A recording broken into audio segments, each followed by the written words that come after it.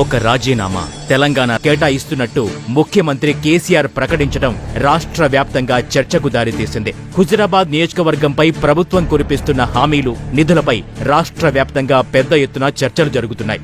7 ఏళ్లుగా తమ నియోజకవర్గాల్లో జరిగిన అభివృద్ధి, నిధుల కేటాయింపులు హుజురాబాద్ నియోజకవర్గంలో అమలు చేయడాన్ని వ్యతిరేకిస్తూనే తమ ఎమ్మెల్యేలు సైతం రాజీనామా చెయ్యాలని ఆయా నియోజకవర్గాల ప్రజలు డిమాండ్ చేస్తున్నారు. అధికారంలో ఉండి సాధించలేనిది ఎన్నికల ద్వారా సాధ్యమవుతుందనే దానికి ప్రత్యక్ష ఉదాహరణ హుజురాబాద్ ఉప ఎన్నికే కాబట్టి వెంటనే టీఆర్ఎస్ ఎమ్మెల్యేలు రాజీనామా చేసి నియోజకవర్గాల అభివృద్ధికి సహకరించాలని ప్రజలు కోరుతున్నారు. ఈటెల రాజేందర్ మంత్రిగా ఉండి చేయలేని పని రాజీనామాతో చేశారని, 7 ఏళ్లుగా మొద్దు నిద్రలో ఉన్న ప్రభుత్వాన్ని, ఫామ్ హౌస్ కే పరిమితమైన ముఖ్యమంత్రి కేసీఆర్ ను ఉరుకులు పరుగులు పెట్టిస్తున్నారని సోషల్ మీడియాలో ప్రభుత్వంపై సెటైర్లు వేస్తున్నారు.